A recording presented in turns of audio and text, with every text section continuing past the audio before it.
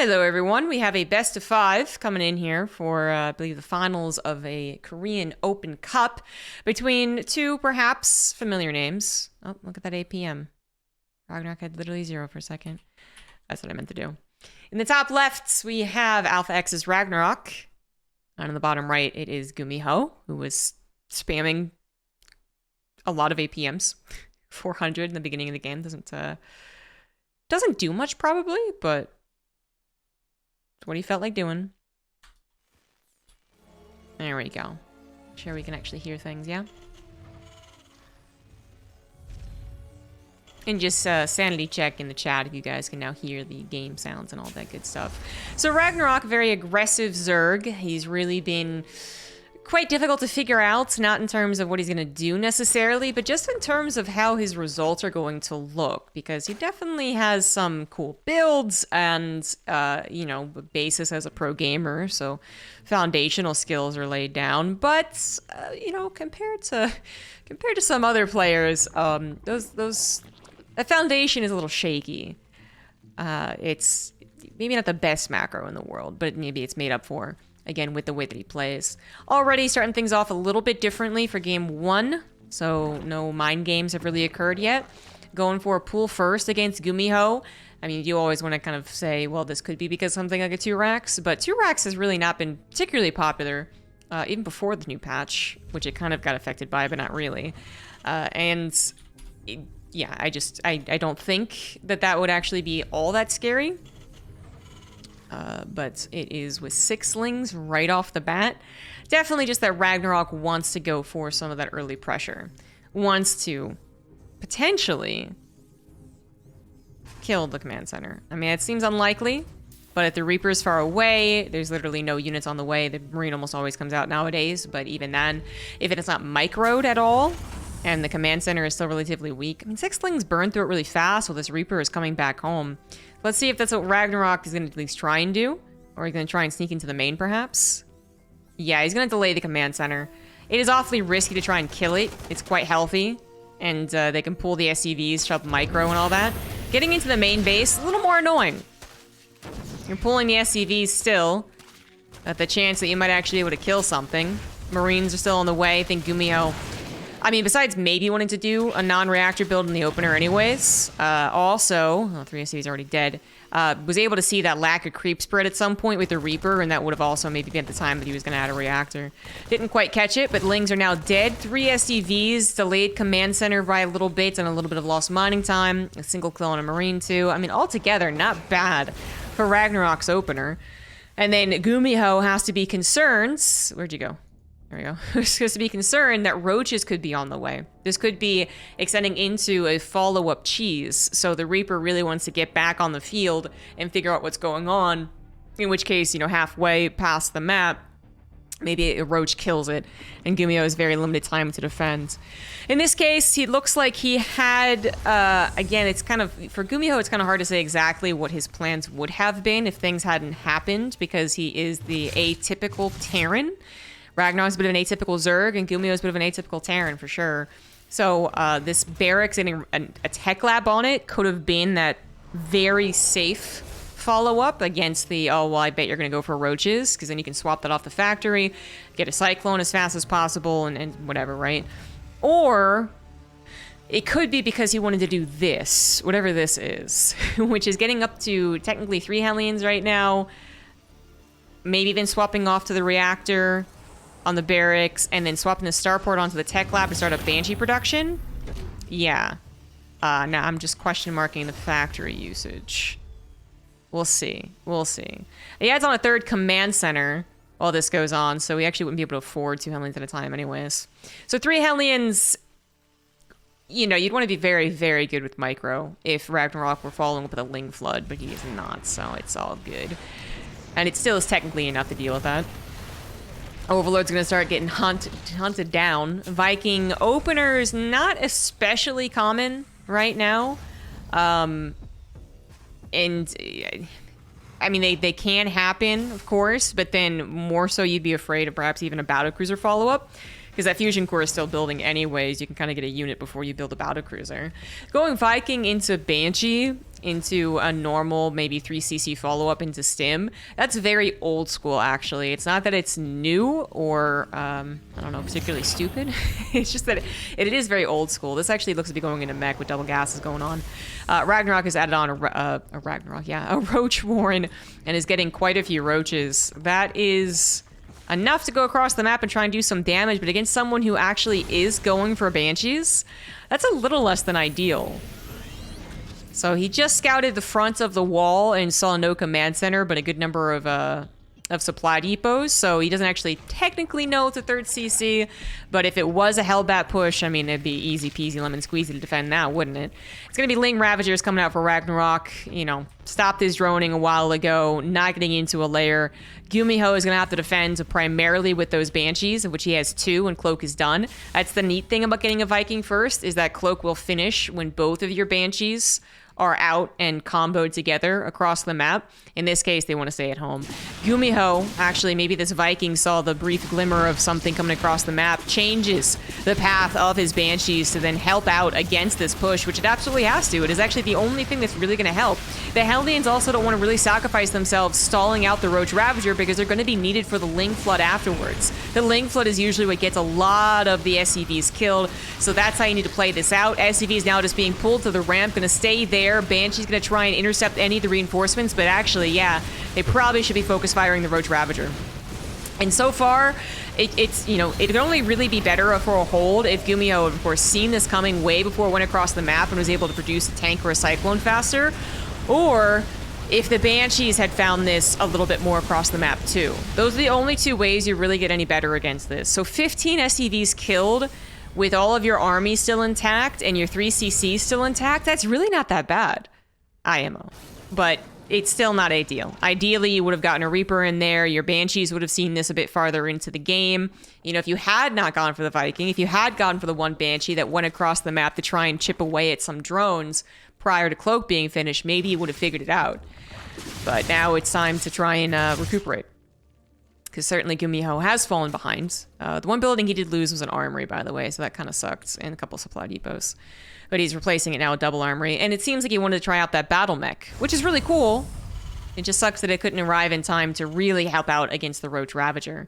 So we'll see if the recovery can happen. 3cc can do a lot. The fact that he's kind of allowed, quote unquote, to go for a 3rd CC on location, lickety split, is also quite nice. If you're forced to kind of turtle out of fear or out of a follow-up thing, then that could be bad. They can always get, you know, 15 Lings here that Ragnarok has, could always try and dip into that 3rd CC, pull the Hellions home, pull the Banshees home, something like that. In this case, Ragnarok really didn't add on anything more. He just droned, even getting more drones now, and then went into a Spire immediately. So his ground army is not being upgraded yet. Evolution Chamber is only now on the way. Roach Warren only just now getting Roach Speed, that type of thing. But the Mutas are going to try and continue to control this game. And they might be very effective at that. The Cyclones being available is nice. It's an initial line of defense, and they're, I guess if they're upgraded anyways, which they are. Hey, there you go. They are a little better against Mutas, right? Yeah. But it's still not exactly ideal. You want to have missile turrets. You want to have your Thors. GuMiHo is getting Thors. GuMiHo, big mech player whenever it is popular, and even when it's not popular. He's also still one to get it. He also was the one that really popularized and perhaps even perfected this double Thor follow-up with double medevacs. So you can do a little bit more of a mid-game push that a more typical mech player going into like tanks would not really be able to do effectively. So it can sometimes catch the Zerg off guard, but then in this case, most importantly, it can really help against the Mutas. The Thors, obviously, they're good against them, but then the medevacs provide the mobility that Thors usually lack. So it does safeguard him in a certain way. The worst situation would be if you think it's a Spire, or you scout it, and then they don't build Mutas, and they instead overwhelm you with Roach Ravager. Even then, medevacs and Thors can micro a lot. Banshees will be around to help you a little bit. And, you know, if your battle mech is at least somewhat active on the map, again, you can hopefully see this coming to a certain extent. Ragnarok's Mutas really did not do a whole lot. Certainly not what he was maybe hoping for, which is more destruction, more hullabaloo. You know, like, I have to go to the main, I have to go to the 3rd, I have to go to the main. Oh, shit, okay, my sword's not up. It's not really a big deal so far. GuMiHo is lower in supply. Okay, no doubt about that. Ragnarok is swimming carefree back on his side of the map. 5 bases, 88 workers, getting up to a hive. But it is a Zerg versus Mech scenario. So they're going to have that stronger supply. And if you're well-positioned, well-sim-citied, and well-comped, you know, your composition's actually accurate, then you can withstand definitely 50 supply. And Ragnarok's ground army is actually super well upgraded. It's at 1-1, both attacks. Centrifugal hooks isn't even done yet, so they get blasted apart by the tanks before they actually reach anything important. And the best thing Ragnarok really has is, well, map control. You know, he's able to really do anything he wants so far. GuMiHo's done very little on the counterattack, on the harassment. And then also technology in terms of those Vipers. No doubt about it, they're pretty good. They have been nerfed a little bit. They can't double abduct almost simultaneously anymore, but that's not really what they're going to be maybe looking for. Well, I mean, you take what you can get sometimes, but they also will be looking for, I could catch those aliens. They will also be looking for tearing down the tanks, going for those blinding clouds. Yeah, those Hellions almost getting away. A loss of, what, 700 minerals. 4th base is on the way, scouted by the Mutas, which are at least doing that. Overall, though, scouting and, like, 4 SCV kills, probably not worth the Mutas. But a Greater Spire is on the way. And we do have to talk about the Greater Spire changes, or the Broodlord changes. Broodlords are now a bit faster. Not a whole lot, but a little bit. But now they're broodlings, sorry. The broodlings are not as effective. Their duration doesn't last as long, which has completely gotten rid of the broodling trick that Zergs would do, where they can target their own broodlings to then kind of extend their range kind of in a way. And also, obviously, takes away the fact that broodlings are continuing to nibble at you while you fight or while you try and run away.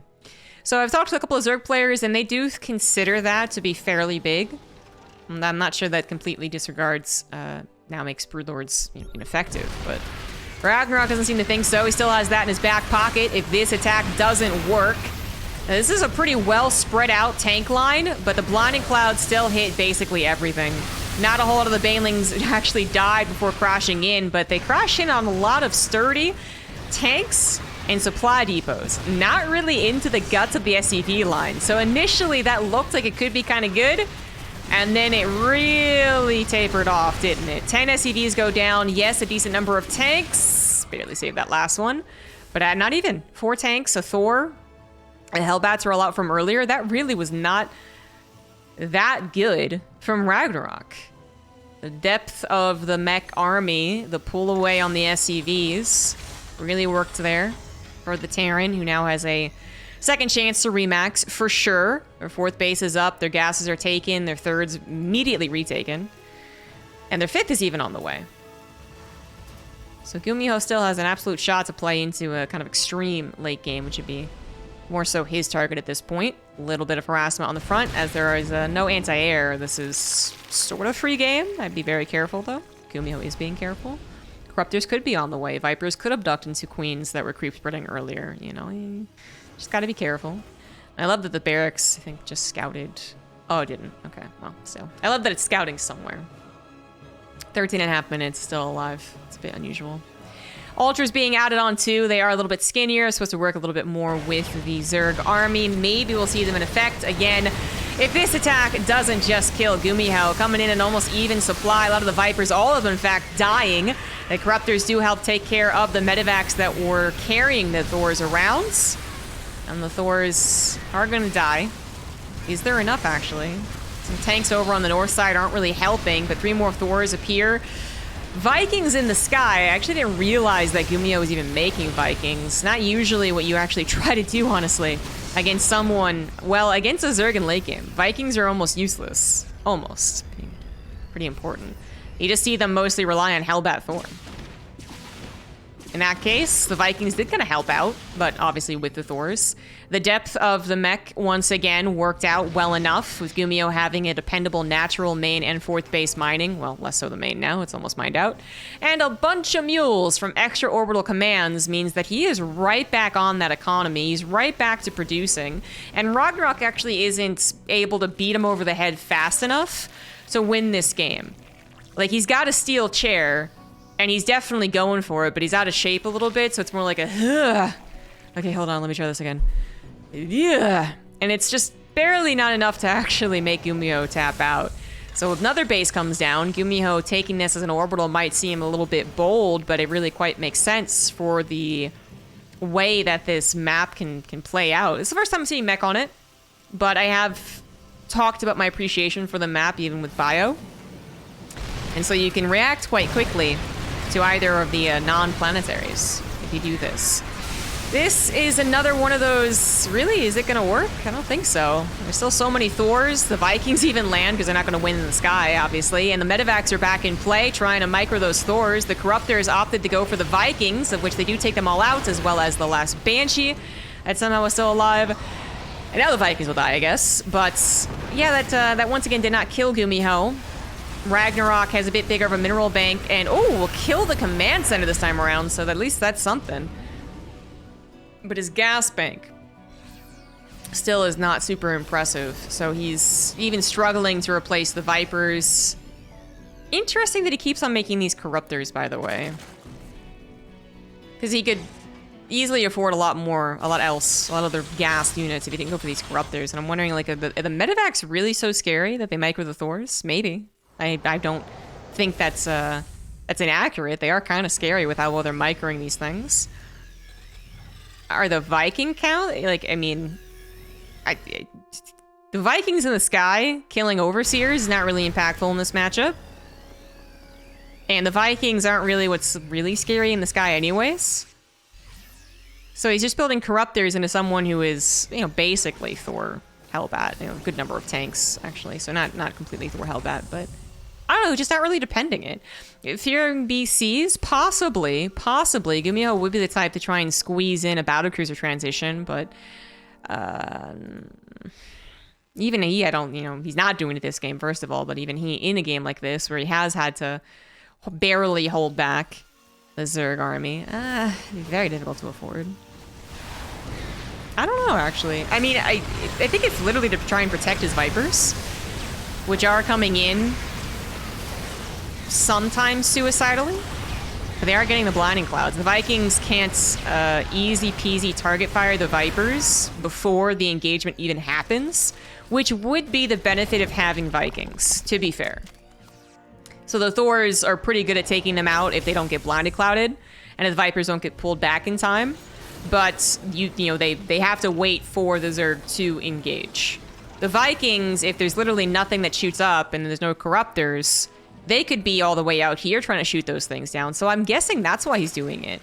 And usually Terrans are so scared.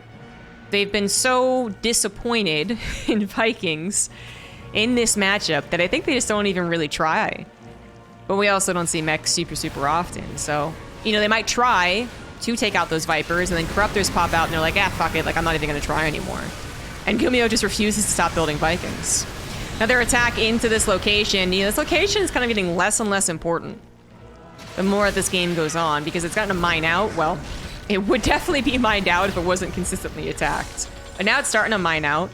You don't really want to give it up entirely because it's still helping your, SimCity-wise, helping you block any access into your natural and thus into your main. So like Ling run bys, you get a little bit of an alert. They go after the SCVs, go after the command center first. But it really wouldn't be, it's not the biggest deal that he keeps on having to have the space denied. He's still, he's got this one, he's had this one rather, so that's almost mined out actually. That's mined out faster, funnily enough. He's got this one, that's also mining out faster. And he's got this one. We just chopped all of his mules as he realizes that might be a little bit of a stretch to depend on that. But since Ragnarok is just hell-bent on attacking through this area, it's really the one he has to worry about. Vipers are taken down by those Vikings. Ravager is going to be taken down by some of the tanks over here. I mean, they're going to kill it, but there's a lot of extra shots. And then we did have finally a Hellbat attack, something that hasn't happened in this game, as GuMiHo been getting across the map and doing damage. So not too much by the looks of things. Maybe they killed a queen or two. 11 SCVs went down in the most recent Zerg attack, which GuMiHo is deciding not to replace. Seems intentional not to replace that. And Ragnarok, still has a bank, still has a lot of bases to take, still has a lot of minerals to mine, but doesn't seem to be cracking the code any better than the last 4 or 5 attacks. So yeah, I think the trend is not looking good for Ragnarok. That's the way I'll put that. And the more I've seen these interactions, the more that it is absolutely scared. He doesn't want the Vikings to just conquer the skies and take out his Vipers. It's getting really annoying. You just... my excuse is that you just don't see Terran players go, no, I am going to make Vikings, fuck you. They're like, oh, you know, the Thors will get to them. So this must be really annoying. And now the Terran push is here. Terran push stronger than the Zerg army already, and it's not even completely maxed out because of the lower worker count. GuMiHo is going to lose maybe access to his third again to a Ling run by. These are overlords, not even Lings. Just kidding. No, they won't. And GuMiHo still has their bases mining anyways.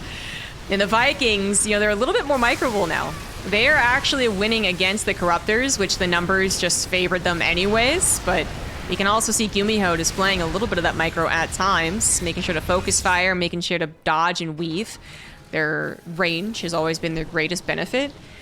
And Ragnarok has lost a base, which, you know, he's got a couple others to take.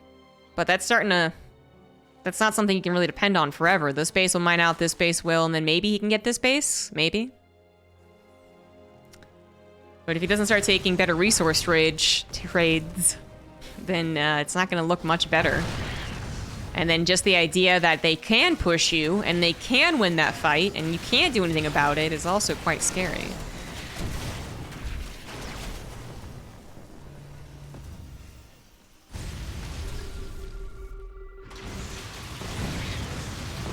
I usually see a little bit of a revolving situation going where someone decides, no, you know what? I am going to take the north side. Another player goes, okay, fine. I'll take the south side. Which Ragnarok probably could have gotten away with while attacking, funnily enough. GuMiHo's never tried to push back, but, you know, that is... Maybe wouldn't be true if there was a base there. I mean, if GuMiHo defended some of those pushes and then immediately took out that base, that would make sense. So, if Ragnarok wants to take this base, he's going to have to distract a little bit more to the north. And vice versa as well, if he wants to go that way. But the point is, Ragnarok does want another base. You know, three base saturation with all the gases is playable for the Zerg. Comfy would be still having 4 or 5 bases completely saturated, right? No, we're not going to be able to get there again. Even some of the SimCity helping to take out these Vipers. Mech has been perfectly upgraded for a long time at this point. Looks like he never bothered going into some of the engineering bay upgrades. GuMiHo has not actually been rich in this game, I think, at any point. But that's okay as the mech player. Seems to have been broken, however. I mean, these are orbitals, right? So this orbital's pushed off, this orbital's gonna be pushed off, SCVs are gonna die, and GuMiHo is just full sending it to the other side of the map. He's looking for the killing blow, hoping that everything back at home will hold on. The tanks are well spread out, but still being overwhelmed by the Zerg army. Actually, these tanks are going to get a lot of shots off. Maybe if there's one on the high ground as well. A couple Liberators, maybe, just to hold your production line. Not that GuMiHo can produce very much. He is completely out of minerals almost at this point. He's going to drop some mules on this one surviving base, starting to split his mech army, hoping to kill as much as possible in a short amount of time as we've basically hit base trade territory. The dangerous thing about that is that mech doesn't do particularly well apart from each other, right? So you don't want to send one Thor someplace and then get it killed by 16 popping roaches, easy peasy. So GuMiHo has to keep that in mind, and Ragnarok, also keeping that in mind, needs to actually collect his reinforcements. Needs to make sure they're going someplace that is safe, and that he can reinforce. He's out of money. He's out of overlords. This is going to be it. And GuMiHo's army is superior.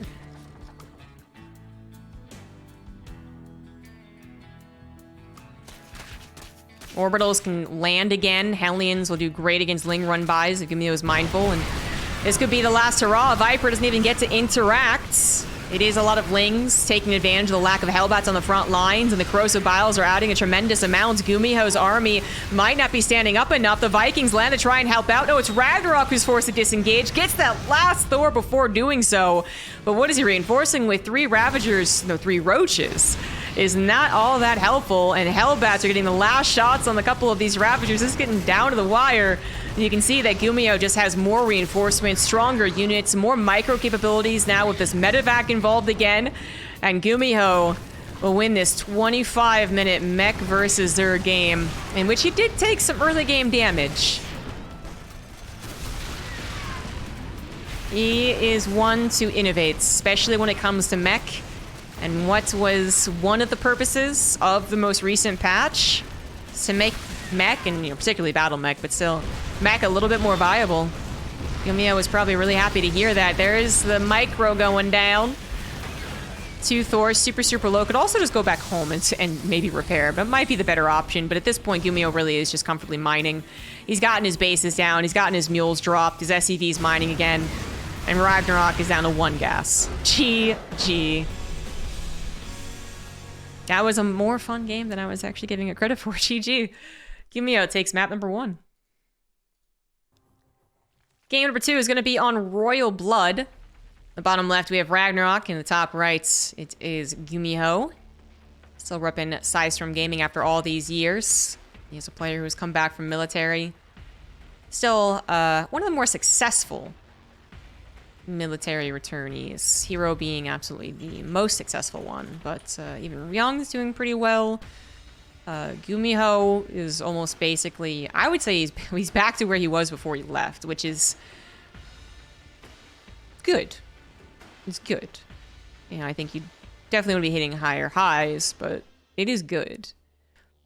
And then even Classic seems to be on, getting better. But anyways, GuMiHo is going for a 3 racks, quite far away from his opponent, so he really doesn't want this to be scouted. Royal Blood's kind of a medium rush distance map, I want to say. Well, I assume this wouldn't be scouted. Thing is, he's so far away that he might just think that there's no way that they could ever scout it. So I don't have to hide my 3rd racks.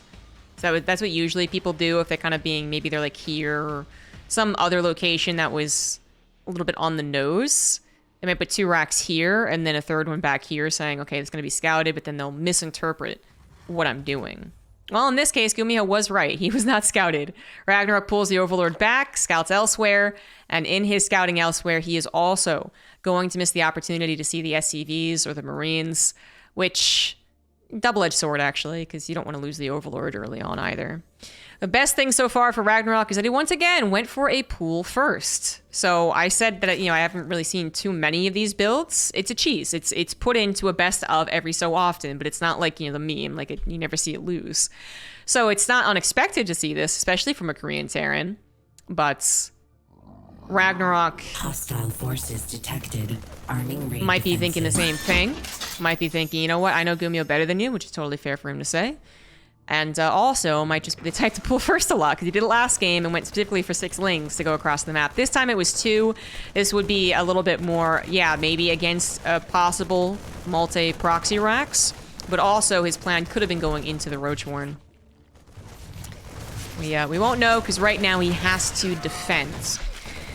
So 3 racks, that's a lot of Marines. The bunker's coming down. The Queen's already under attack. We're going to get the micro on top of it. No fears that Spinecrawler isn't done. Even the SCVs using their drilling claws. Nice. And the bunker's definitely going to finish. Spinecrawler will also finish, to be fair. But the damage has been done to the natural. The first line of defense has already been broken. And the second line of defense is looking awfully sparse. That Spinecrawler all by its lonesome. Maybe should have waited for these roaches. I mean, with the amount of Marines that you pump out with 3 racks, I could see being scared the hatchery would die beforehand, I guess. But, yeah, the SCVs killed it. Oh, my God. The SCVs killed it. And the roach is just going to go across the map. They're going to intercept the Marines. GuMiHo picks up on that pretty freaking quickly. Already had a bunch together, honestly, so this guy's gonna die for him. But 4 or 5 getting back home, 6 even getting back home, would not be bad with an SCV pull at all. And then he's also somewhat intercepting reinforcements too, right? With the bunker, okay, it's not gonna be intercepting. It's not gonna be a counterattack. It is only to deal with those Marines. Get GuMiHo to maybe stop attacking and save his hatchery. Oh no! Oh, GuMiHo. I don't know if he was target firing from the get-go, but if he wasn't, he's gonna regret that. That absolutely should have died. Huh. Well, Ragnarok still spent a lot of money doing what he did to defend. GuMiHo also spent a lot of money doing what he did to attack. But...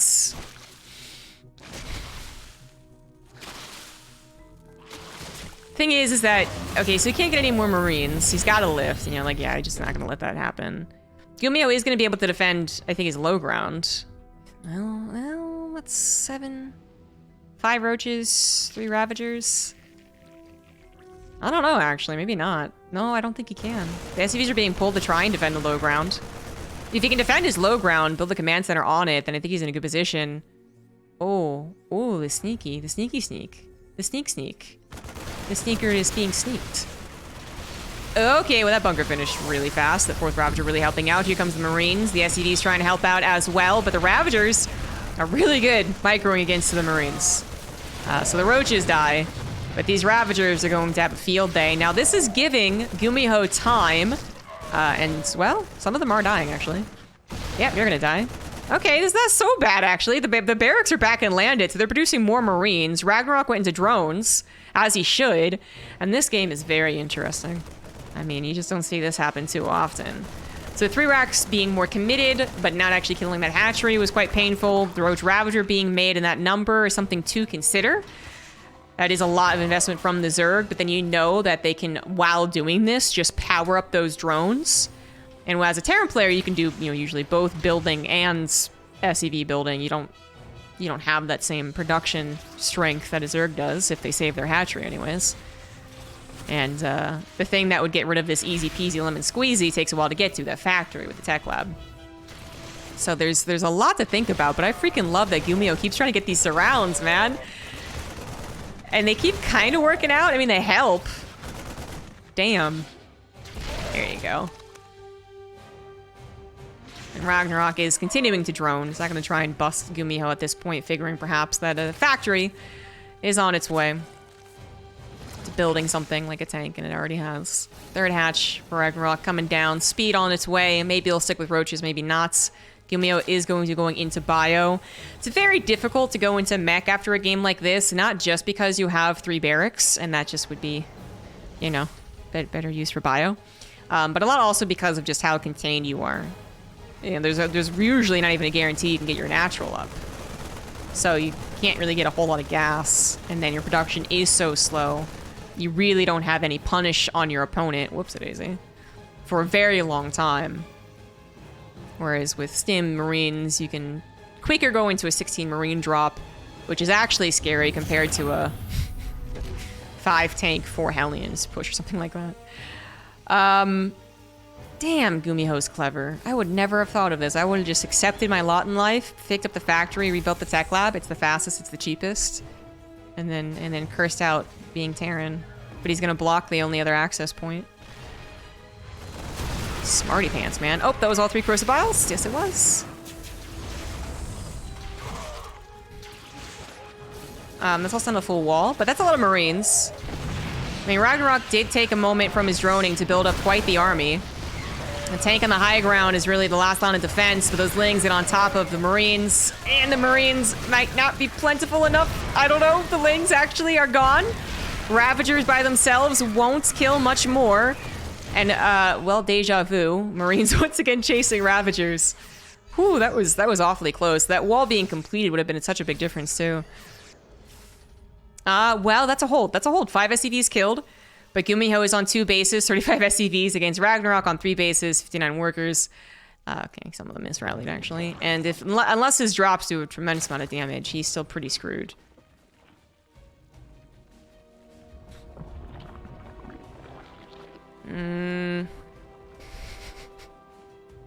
GuMiHo's really gonna have to play Super Saiyan mode.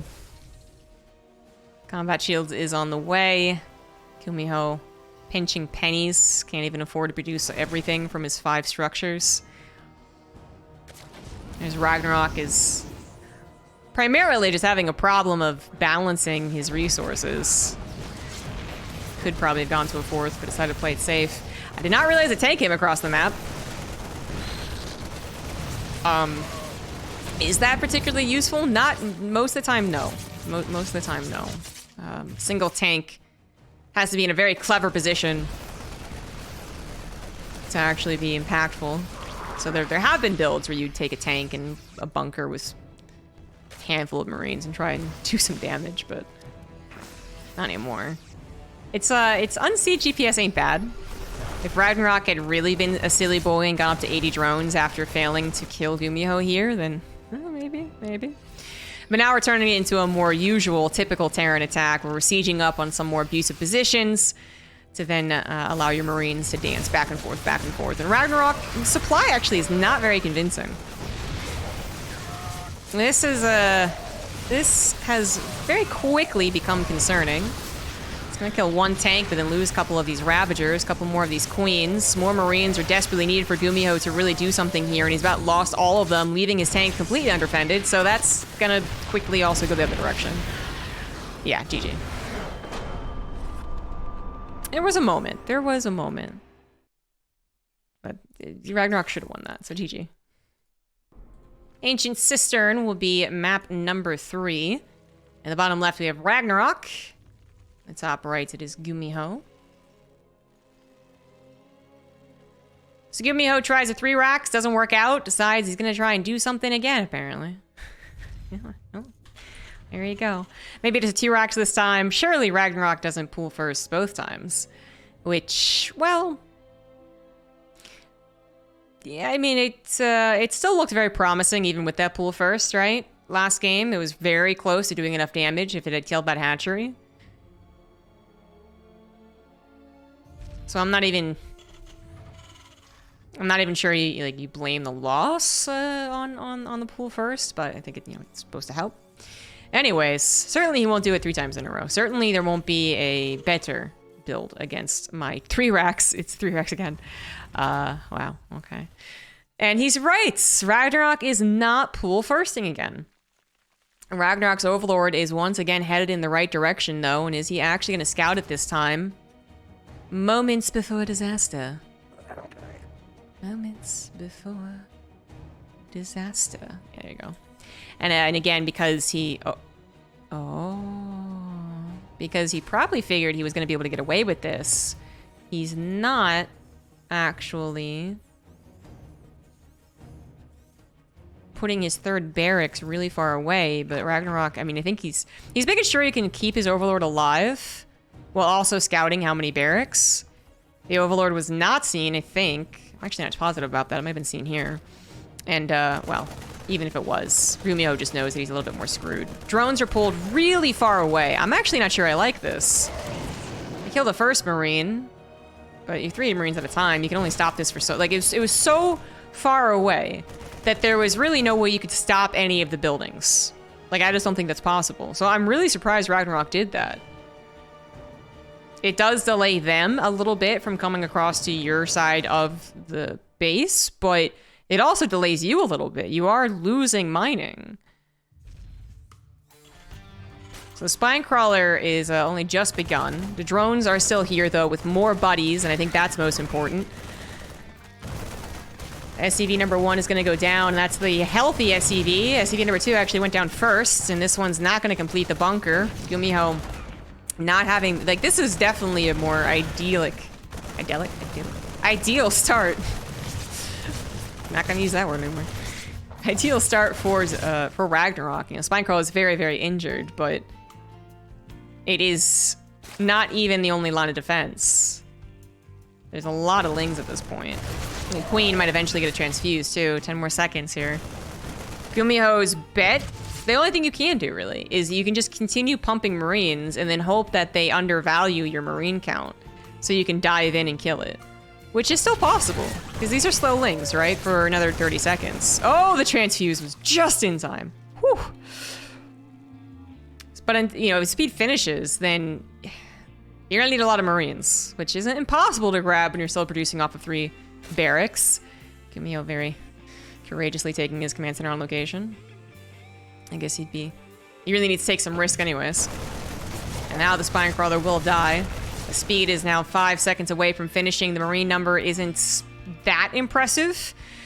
And they are wide open. Now they have a little bit more of a wall to go back to. Now we're back into the wide open space. The worst possible result. There's the surround, and the Marines have no chance. GG. You can afford a 4 racks, actually, off of 1 base. In the bottom right, we have Ragnarok, now up 2-1. GuMiHo in the top left, making Mech work in game number 1, then trying to do back-to-back 3 raxes and getting denied both times. surely wouldn't do it a third time. And he will not. Okay. He had a technically better build order against what Ragnarok was doing last game, but the fact that he was so thoroughly scouted, the barracks were seen, the fact that it was 3 barracks was seen, the Overlord didn't even die in getting that information, really made it tough. The only thing that was questionable was pulling the drones all the way out there to try and stop it, but it ended up working out, so you can't really argue against it. Ragnarok did end up holding, and even better than game number 2, where it was really dicey. Really could have been on a... Either way, if that hatchery had gone down, just 30 more health would have been a difference maker. So GuMiHo goes back to a 1 Rax expands. I mean, GuMiHo's type of guy can be a bit cheeky. He might have seen an opportunity on that first 3 racks and thought there was justice to him trying it again, that Ragnarok might be weak to it, but Ragnarok, again, held even better the next time. So he's like, oh yeah, fair enough. All right, fine, whatever. I don't think he would be in a position where he says, I need to 3 racks, I need to do this if I hope to win this series, because he already got a 1 in the first game. And otherwise, I really don't put them too far apart from each other. Yes, Ragnarok in the last year has gotten better results, for sure, but I don't know how to put this politely. It's kind of debatable as whether or not he's consistent. So, 1 GSL finals in which I think he mostly dodged Terran until he got to the finals and then got demolished. And then a couple of nice round of 12, round of 8s. I mean, you know, it's good. It's good. It is better than what GuMiHo has been doing, but I just don't think it's all that different. It's all that bad.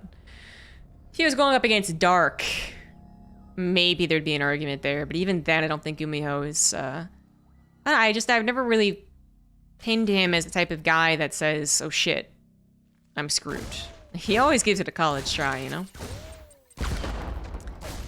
We're on Babylon, which is one of the shorter maps in the map pool. Certainly is if you break down the rocks. Most people would say that Mech doesn't really do ideal on a short map, as we see this Reaper just try hard the hell out of this.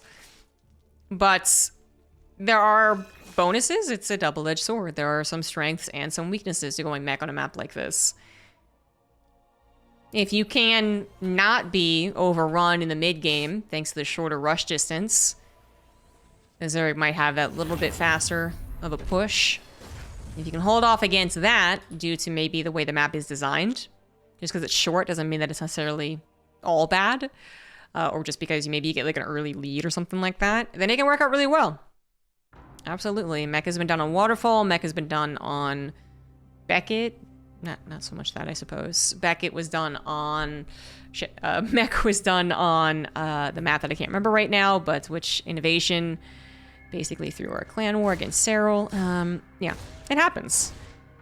It is usually more of a question of is Mech even in meta, which it is usually not, but GuMiHo is the difference maker. This time it's not going to be Mech though, it is going to be a Marauder Hellbat push. So GuMiHo with an SCV over there might have just been looking for an Overlord, didn't see it, doesn't have to fake anything. The Reaper howling on the front lines with Ragnarok severely limited information. Could even be read as a fast 3rd CC. His Overlord will start to move over here and see that it's a Viking opener, but what did GuMiHo do in the first game? He did a Viking opener into Banshees. So, unless the Overlord actually sees the complete setup, which it won't, oh my god, Ragnarok uses Diva, officially least favorite player, then he doesn't actually know what's going on. It's not exactly like the first game, because, well, a lot of other things happened in that first game anyways. At the factory is on the reactor on the front lines, but not much else has been given here. Viking with 4 Hellions and a Reaper, a Marine that was also scouted, and yet Ragnarok is either reading into this, or, and I think it is this, coincidentally, going into his own Roach game anyways. Feel like with the gas already being set up, you know, and I mean, now he knows what it is anyways. Queens are well positioned. Not that many queens, of course, and one of them is going to get picked off easy peasy with that Marauder slow, but 11 Roaches are on the way, and 3 Marauders only defeat so many roaches. And then the Hellions don't really help out much at all. These aren't even Hellbats yet. GuMiHo going for a bit of a faster attack. Ragnarok still able to defend, or certainly buy enough time to defend. 19 roaches are on the way. Now that Hellbats are involved, the roaches are here. So unless they're coming out literally one at a time, which they are not, things are probably going to go okay. Medevac was saved, so perhaps pick up some of these Marauders or the Hellbats or something, but this is not going to win the game, so definitely get out of here. Woo! That was close. And then GuMiHo has got to panic about defending back at home. That was a lot of roaches. Keep some back here and then move many of them across the field, in which GuMiHo has no wall, a single Banshee that will peck away. He'll do the damage, but maybe not fast enough. And the Marauders are also trying to be sent back home. Viking free firing has got a couple of kills, I guess, so that's nice. It does actually supply block Ragnarok, and here come the Marauders. Little Bomb Micro is going to pincer the roaches, and you know what? Ragnarok says it's not going to be worth it. Let's just go back into droning. Which is a little complicated now then. GuMiHo's third CC is only halfway done, so Ragnarok's gonna have plenty of time to boost his drone count. Right now, it actually would not be all that correct, but he's already getting to the drone count. But it is a little bit awkward. Ragnarok seems like he was setting up for a Roachling attack, right? Yeah, Roachling attack. Kind of coincided with the Hellbat Marauder attack, so it helped defend, but then you weren't getting a whole lot of drones. You weren't even getting a whole lot of queens, and then your queens got killed too, so you don't have a lot of queens now. And you weren't getting up to your lair, your evolution chambers, anything like that. So, I mean, it's not so clear cut. And we have GuMiHo going to the bio once again, so the mech discussion was completely irrelevant. Roach speed might be on the way, but there is actually a Spire as well. GuMiHo is going to have trouble finding that. It's not often that a Banshee player would go this direction, fearing the Spore Crawler would be moved, and he's not. He's gonna lose a Banshee though. That's unfortunate. 8 drones go down in total. Was there something else that happened? Was those all the Banshees? Yeah, okay. And that's pretty good. That means that GuMiHo is only 8 workers behind as his third CC gets put in location, turning into an orbital. He's got all of his production now set up. 5 barracks, 1 factory, 1 starport, 2nd factory already on the way. Upgrades ahead of his Roach playing opponents. The only thing that is missing is his knowledge of that Spire. A Spire, though, might be a play to kind of anticipate Mech. You would not often see in regular Zerg versus Bio a Roach player out on that Spire. I guess Dark went through a phase where he went into a lot of Roach Corruptor, actually. And that's something that Ragnarok could absolutely do. Maybe he is doing this, thinking it could be Mech. Or maybe he is thinking of Roach Corruptor. Or he says, you know what? Why not? Why not just go for it? Because it does start taking down those medevacs. It is kind of annoying. It's going to be mutas, though. And the mutas can still... They're going to be a surprise. That is a fact. They are going to be a surprise. So they can still do a lot of damage. And by investing so much into them, even against a bio player who has that more mobile army of Marines, damage will be done. No missile turrets to help out, no Widow Mines, just the tank production. All he's seen is roaches so far. The tech swap, the tech seeker, the tech surprise is still going to work by the looks of things. And for Ragnarok's sake, kind of better. It better do something. Those mutas taking up some of his army supplies, so keep in mind that roaches aren't particularly good, especially as they're out upgraded. Creep spread, almost non-existent. Ragnarok, if he was purely depending on his ground army, would be in a bit of trouble. Mutas are kind of caught out in the field, which is a better situation for GuMiHo. Now the roaches collapse in with the mutas helping to take out some of these tanks. The trade is going to be good enough for Ragnarok because, well, he saves his 4th base. Yes, he will. And there's not too much escape for the bio if they try and escape in those medevacs. But overall, while it was a hold, just before 1 was done as well, GuMiHo has also had time to finish up his 4th command center and hopefully finish up some missile turrets. Nope, not actually. That's not done. That'll be killed instantly. Still 11 mutas on the field. Gonna go after some of these reactors. Gonna distract the army. Ragnarok's gonna have a lot of time to breathe and amass another Roach Ravager army. GuMiHo, correct not to try and just instantly go over into Widow Mines, is not building tanks. He's building Thors. So the tank count is still going to be disturbingly low against someone who actually is building roaches. And the supplies, well, are not uncommon in this situation. means that, oh, geez, GuMiHo is going to have to really do a lot of right things to hold. Good SimCity preparation.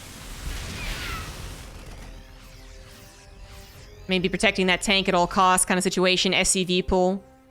And then also dealing with the mutas harassing him. It's going to be close. 2-2 is about 30 seconds away from finishing for GuMiHo. That would be great to have. It would even be better as more tanks, as another one is going to get sniped by those mutas. SCVs are indeed pulled. It's not too much Roach Ravager, really, but it's also not a whole lot of bio. More of it's got to come forward. I don't even know where the rest of it is. The Thor is taking up so much of that supply, a little bit deceiving. Not exactly what you want against Roach Ravager either. And the SCVs were pulled basically almost uselessly. I think he wanted to try and just go ahead and kill that totally and completely with the SCV pull, and he was unable to. So the 18 SCV is just gone now. They can't be pulled again. The remnants of the Terran army might just hold. And we are on 4 command centers, so replacing SCVs won't be extremely difficult, but does he actually have the minerals? Doesn't look like it. He's pulling SCVs, he's not mule dropping, he's trying his damnedest to micro against the constant onslaught of Roach Ravager and the mutas in the main base, and it is a little bit too much. The supply, a little bit lower than you'd want. 150 to 190, doable. 130 to 190, that's questionable. And it's always got to be in a couple different places, anticipating those mutas. Medevac energy has all started to run low, and few replacements have arrived. That was a little bit more than Ragnarok could actually chew with that particular army, but he's got more reinforcements. The stims are going to start wearing out and wearing on the bio armies. Again, the medevac energy is a little low. Oh, here come 4 more. Now it's fine. Now it is fine, and GuMiHo with 2-2 having finished does feel empowered. The Thors pack a little bit of a punch, and they certainly will tank a lot of the damage. GuMiHo trying to fight back, trying to once again find that moment to just collapse in and take out the whole army before reinforcements arrive, before more Ravagers are formed. And it looks like he finally found it. Then chased down the last few Ravagers, but his 4th command center died to the mutas. Oh no. It had been chomped on by a Ling for a minute, and then the mutas decided, you know what, why not go for it? And GuMiHo was way too late to pulling that back and trying to defend it. Didn't get any SCVs under it. That might just be what kicks GuMiHo's butt here, that lack of 4th command center. Ragnarok still doesn't have a lot of the macro things going for him. Roach Ravager does start to fall off, especially as the upgrades get better for the Terran, the medevac counts gets better for the Terran. He doesn't have a lot of technology. His 5th base only just started. 75 drones is pretty good, though. And his creep spread is, again, pretty abysmal. But GuMiHo doesn't have a 4th base. If GuMiHo's 4th base was saved, I think he is rocking this game. He's almost guaranteed to win it. But without the 4th, it's painful. It's painful. He's going to choose to lift his his main, to his 4th base. I'm still taking a little bit of damage from these mutas, which are also keen on buying time.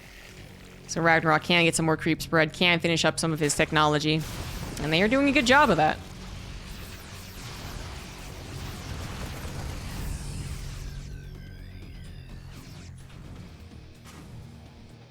If Ragnarok is going to add on some Ling Baneling, GuMiHo does have his Widow Mine addition ready to go. Never canceled that drilling clause. Liberator is coming out too, going to complicate the army. GuMiHo's army is pretty good. It's pretty good. It's 2-2 against 1-2. It's actually 2-2-1s. The tanks are upgraded. The Liberators are going to take some microing rounds. And the mutas, well, hopefully one day they'll just be out of the equation. But he's always going to be vulnerable for a counterattack, for a run-by. This is an orbital, not a planetary. So the SCVs immediately get chomped on. GuMiHo not even going to try and return home. Says, yep, that sounds about right. And it's going to take a lot of damage back at home, even losing some capped supply depots. They're basically all in at this point. Banelings are on the way. Baneling speed just finished up. GuMiHo is blitzing. He's racing to finish this game. But having so many siege units, he's never going to be fighting at full power. Even then, he didn't take a moment to split those Liberators, so that's an easy give for Ragnarok. To Ragnarok, I guess. Dropping the main? It's a bold idea, leaving some of those units, the really important tanks, back on the low ground. Imagine 4 tanks sieged up here instead of just the 2. But I guess it is a guaranteed successful evacuation for the bio. Oh, yep. Guaranteed. There we go. Because that is a lot of medevacs. But not exactly what GuMiHo was hoping to do there. Take control of the high ground. Imagine if he had all of his tanks up there and the Liberators still, too. That would have been so difficult! Oh my god, GuMiHo. Oh no, he just ran into the Banelings. Oh, the miss micro. He might have actually been doing it before that. But he just hugged those banelings. He said, give me a kiss.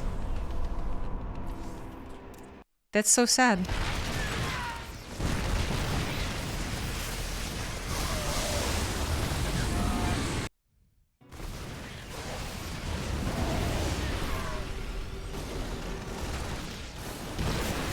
You know, he might have been trying to send his Thors forward, not his whole army.